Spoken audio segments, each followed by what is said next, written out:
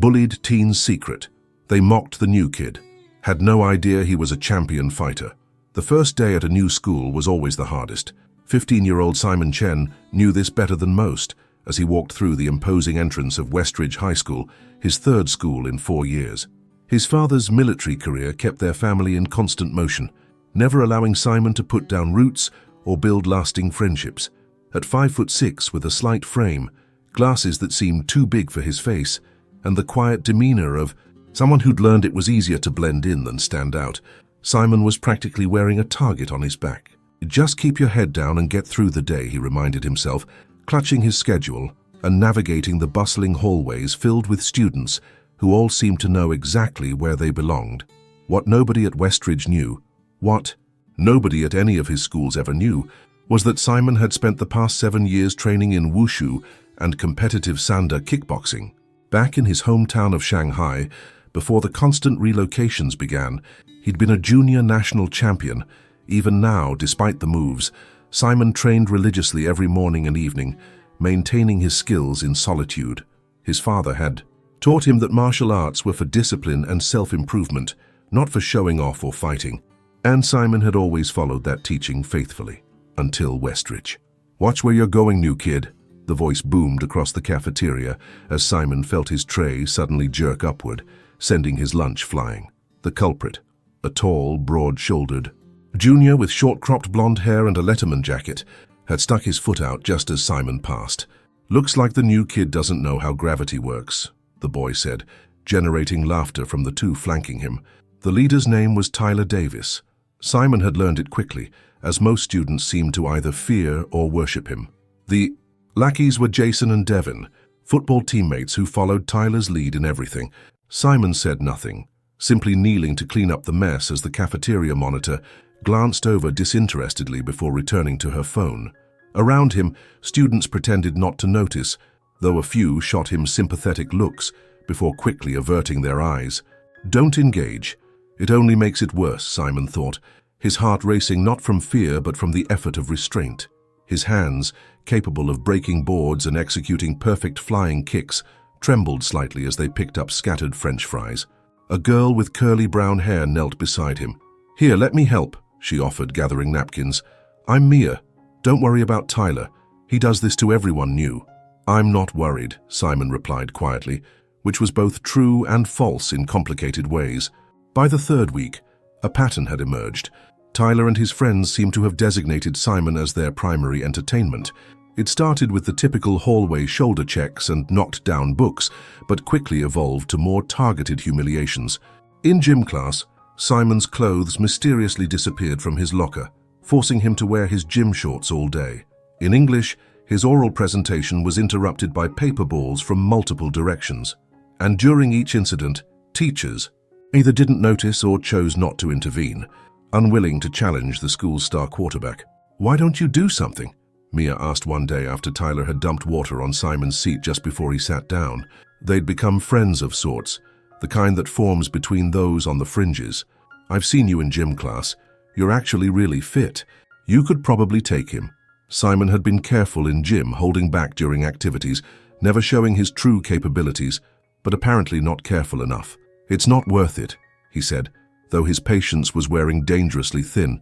Every morning, Simon rose at 5 a.m. to train in the small backyard of their rental house, going through forms and techniques that had become as natural as breathing. Every evening, he punched and kicked at shadows until exhaustion dulled the day's humiliations. And every night he remembered his father's words, "Martial arts teach us control, especially when we're angry, but even the most disciplined river eventually breaks through a dam." The breaking point came during lunch on a rainy Thursday. Simon was eating alone, Mia absent with a cold, when Tyler and his friends surrounded his table. "We've decided you need swimming lessons, Chen," Tyler announced, grabbing Simon's backpack. "Let's see if your books can swim in the toilet." Something in Simon shifted, a subtle change in his breathing, a slight straightening of his posture, that went unnoticed by everyone except Kendra Williams, a quiet senior sitting nearby who had competed in martial arts tournaments herself. "Give it back," Simon said, his voice calm but carrying an edge that hadn't been there before. Tyler laughed. "Or what? You'll bore me with your accent." Simon stood slowly. "Remember your training. Control, restraint. Last chance. Give it back. Make me shrimp. Tyler shoved Simon's shoulder, hard enough to make him step back. For just a moment, Simon's eyes narrowed, calculating angles and distances with practiced precision. But then he took a deep breath and settled back into his usual posture. Tyler mistook this for submission and laughed, turning to his friends. See? All talk. He never finished the sentence because Simon's backpack was suddenly no longer in, his hand removed so smoothly and quickly that Tyler hadn't even felt it leave his grip. Simon stood there, bag over his shoulder, expression unchanged. What the? Tyler began, genuine confusion crossing his face before hardening into anger. You're dead, Chen. For the next week, Simon avoided a direct confrontation through careful navigation of the school halls and hyper-awareness of his surroundings. But the tension was building. Tyler, humiliated by Simon's small act of defiance, had escalated from casual bullying to active threats. Other students noticed the change. Whispers followed Simon through the hallways, speculation growing about the inevitable showdown. He's planning something for after the pep rally tomorrow, Mia warned Simon as they worked on a science project. I overheard Jason talking about it. They're going to jump you behind the gym. Simon nodded, continuing to write in his notebook, but Mia noticed something different. His handwriting had become more precise, his movements more deliberate. There was an intensity about him that hadn't been there before. Aren't you scared? She asked. Simon looked up, and for the first time Mia saw something behind his eyes, not fear, but a deep, focused calm. No, he said simply. That night, Simon practiced differently.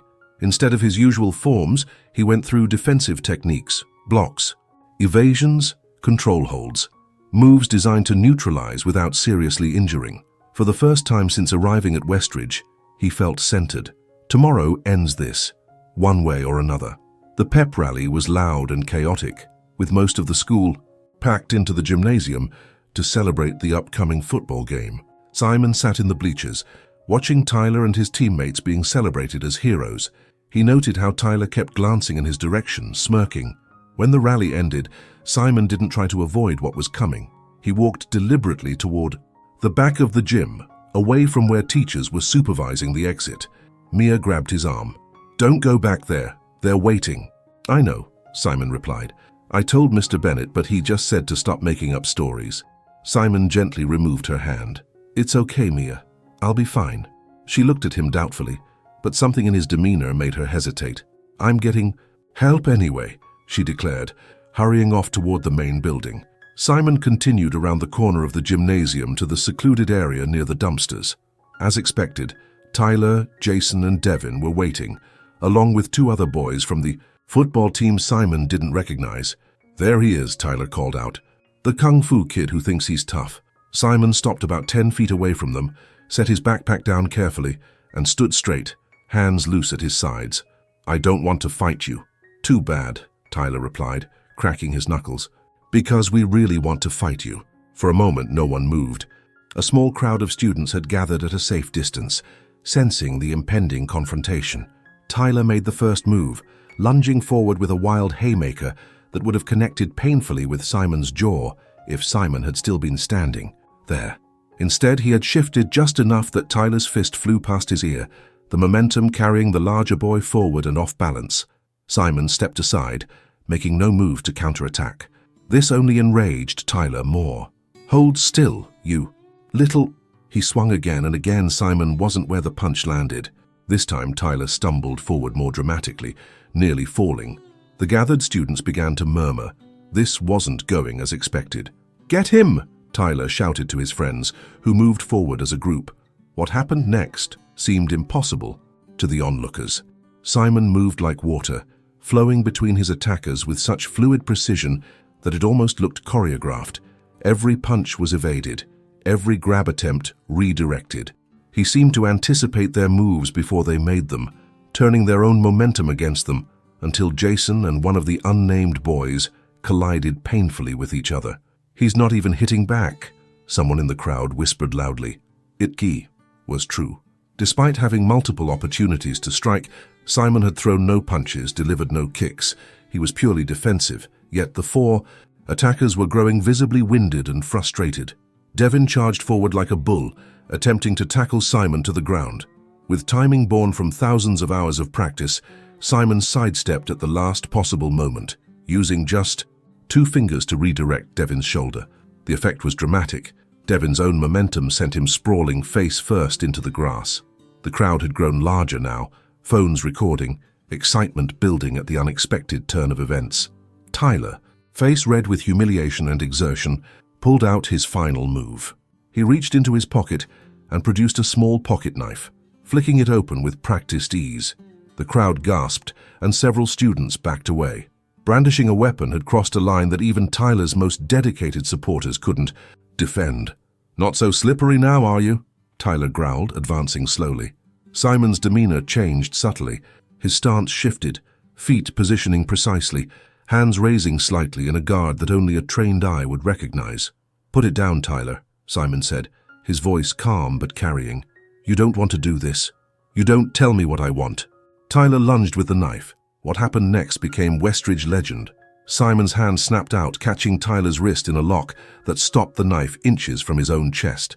With a twist and pivot that looked effortless but required years of training to perfect, Simon redirected the force of Tyler's attack. The larger boy's arm was suddenly behind his back, wrist bent at an uncomfortable angle, the knife falling harmlessly to the ground.